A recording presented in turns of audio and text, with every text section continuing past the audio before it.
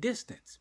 She could easily just laid in the bed or tended to herself, which would be justified going through what she's going through. Do you know this young lady, talking about my sister-in-law, gets out of her bed, puts her own pains and suffering aside, and goes picks up this girl at the end of last school year and makes sure she gets home every day. No one knows how she felt on those days that she went and picked her up, but it's connected to real courage, and it's connected to what my dad taught me. He said the people you want to gravitate to is when you see the dark side of their hand. That means they're giving. But the people that always got their hand out, not contributing, and always thinking something is owed to them, those are the people you want to stay away from. And it's also another example of you can always find a way to give and contribute. This woman has cancer. She's struggling, but she's going to beat it. But she could easily just be laying it down. She gets out of her bed or whatever she's doing to go help someone else who's not her child to pick her up and take her across town to school, when I know some of them days she was struggling and hurting. And on top of that, because I started work here as a mobile therapist, and before that I was doing Uber until I got my job as a therapist, she would make sure my two boys and her grandson was picked up because they went to school almost an hour away. And the van would bring them here and drop them off at my good brother's house, Mr. Ed Rice, because that's where we were staying until we got our own house. She would get out of her bed or whatever she was doing and pick them up and bring them to my house. And then sometimes on the same day, I would imagine, pick up my good friend Dion's daughter, Nasiah, and take her home. No kin. No kin. That is true courage, and that is connected to what my dad said. Those are the people that you want to be connected with when you see the dark side of the hand, the people who's giving. Giving is more than just money.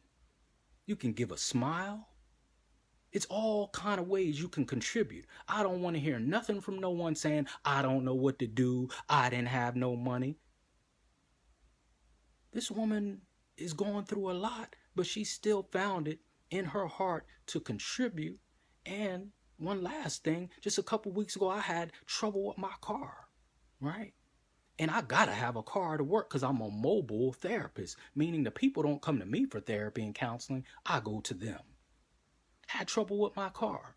She volunteered her car so I could keep it going, so I can keep the bread coming in. Yeah, I don't think sometimes we understand what we're saying, even when we're praying.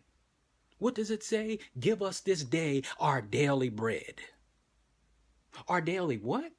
Ain't that what the young people say? I got to get out here and get this bread. Now, some of them do it by hook or by crook. And the Black Love Movement is working on that. But listen to the prayer. Give us this day our daily bread. Well, she made sure I got my bread because she gave up her car for like 2-3 days. Voluntarily. You can always contribute. Have we always agreed on everything? No, but who does? But me as a Muslim and someone from African culture, we got to recognize truth and shine light on good whenever we can. We hear too much negative things, especially as us as a people. And that's why this message here is sponsored by the Black Love Movement. We spreading black love every day, and we just getting started. That's the scary thing. Again, we're going to bring the black and the brown family together, and we're going to take every opportunity we can to spread black love. This is true modern day courage. Someone who is going through a trial and tribulation with cancer, but is still being positive and still giving. I want to finish out. This is for you, Nene, to give you some encouragement. This ain't a religious class, but it has spirituality laced to it. And then I'll be done. I hope y'all learning from this. This is the hour of power and the Black Love Movement. In the Bible, 1 Chronicles 28 verse 20, it says, David is talking to his son Solomon. He says, David to Solomon, be strong. These verses are talking about courage. It says, be strong and courageous. Do the work. Don't be afraid or discouraged, for the Lord my God is with you. He will not fail or forsake you. You hear that, Nene? He will not fail or forsake you. I know you have some rough days, but he will not fail or forsake you. You're going to beat this and others who are struggling with the same thing. In 1 Corinthians chapter 15, verse 58, it says, therefore, my dear brothers and sisters, stand firm. Let nothing move you. Always give yourself fully to the work of the Lord, because you know that labor in God is not in vain. That ain't just talking about, and I'm not no Bible scholar, that ain't just talking about labor clocking in from 9 to 5. Labor is work. Let me repeat that one.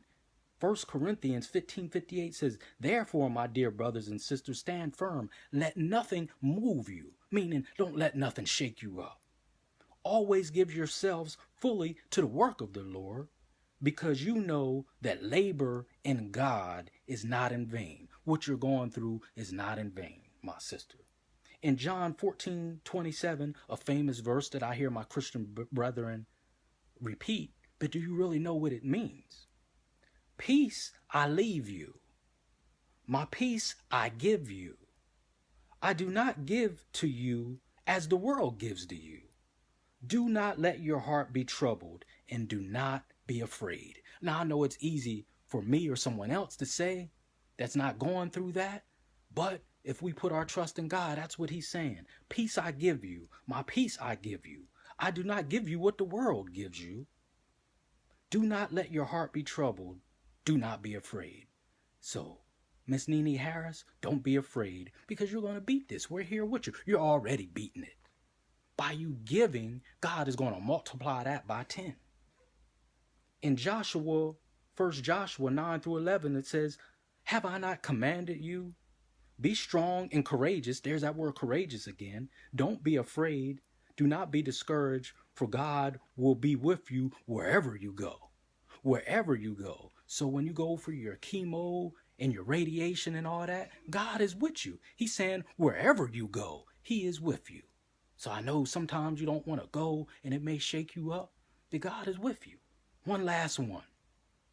Proverbs 3:5-6 says, trust in God with all your heart and lean not on your own understanding in your ways, but submit to him, and he will make your path straight. He will make your path straight. So those are verses, and it's many more about true courage. I've given you, from my perspective, what true courage is. Minister Malcolm, Harriet Tubman, Queen Anne Nzinga, Boukman Duddy, Toussaint Louverture. That's true courage, going off of the definition of mental and moral strength, valor, to persevere, withstand danger. Those brothers and sisters were in danger, in fear or difficulty. God damn it, Caitlyn Jenner wasn't in no fear. He or she wasn't in no danger. So how dare them give he or she or whatever it was a courage award when you got people risking their life every day and going through what my sister-in-law is going through. So sis, this is from the bottom of my heart. No one made me do this. This ain't for no show. It's part of the Black Love Movement, and from the bottom of my heart, I don't gotta dance around and try to please no one. I'm not built that way. If I don't feel a certain way, or if I ain't feeling someone, I'm not gonna bother you, but I'm gonna just leave you alone. But if I honor true courage and character, I'm going to speak on it, and it's going to come from the bottom of my heart. So salute to you. Happy birthday to you tomorrow, and salute to you for your courage and your contribution to my family, and you have been an inspiration to me, because every time I feel like complaining about whatever I go through, especially with my diabetes or whatever, you may think I'm not paying attention. You may think you just come into the house to see your sister or whatever, and you think I ain't paying attention. See, a lot of people get me twisted like that. Not that they mean any harm. Man, I'm watching like a hawk. I watch everything around me like a hawk, and I watch you. So every time I think about whining or complaining about my sugar's too high or it's too low or whatever I'm going through, I look at what you're going through, and it gives me more courage to keep on going. And salute to you. You're going to beat this, because when you got a friend in me, you got a true friend. I can say that without being arrogant or whatever. If I'm in your corner, you got a true friend. And of course, you know, you got your sisters and other family. You're going to beat this. This is going to be a thing of the past. Like it says, this too shall pass. So salute to you for your courage. One more time. July 28th, this Saturday at Albemarle Park at 2 p.m., we're going to have the Sister Circle. And Nene, if you up to it, come on to the circle. This Saturday at 2 p.m. at Albemarle Park, we're going to have the first inaugural Sister Circle. Any brothers listening in the area, I need your help to secure these beautiful sisters. All right? We're going to have some beautiful sisters navigated. My wife will be one. All right? Sister Tanya, Sister Sita, they all going to make sure this thing goes. Come on out, sisters. We got your back. The healing starts on the 28th. Real healing. And then hopefully Monday the 30th at Renaissance Park on 225 East Princess Street, we will have a family reunion. The Black Love Movement is going to partner with the Black, Brown, and Hispanic family. It's going to be historic. It's going to be epic. The Black, Brown, and Hispanic family with the Black Love Movement, we will all lock arms and say Harambe, Harambe, Harambe, which means pulling together in Swahili. The Latino Unidos group will be there. The Casa group will be there to give us some inspiring words. And then we're going to go get our people as one. And like Raekwon and Wu-Tang says, oh, Brother Shareef, I thought you were a Muslim. Why are you quoting them? Because like my dad says, if you listen long enough, you can get knowledge from anything. Chocolate, butter pecan, caramel deluxe, ice cream. The Black and Brown family coming together. I leave you in peace as I came. To my Muslim family, assalamu alaikum. To my Christian family, praise the Lord. To my Hebrew Israelite family, shalom. To my people in the streets, what's good to you? And to my Black conscious family, hotep. It all means peace. And if you're available, I'm about to go hit the streets, weather permitting, with Shiloh Church out on the West End, and we're going to go get our people. Well, I thought you was a Muslim. I am a Muslim. And a Muslim links up with truth for the betterment of the people. Stop hiding in the church. Stop hiding in the mosque. Young people are killing each other.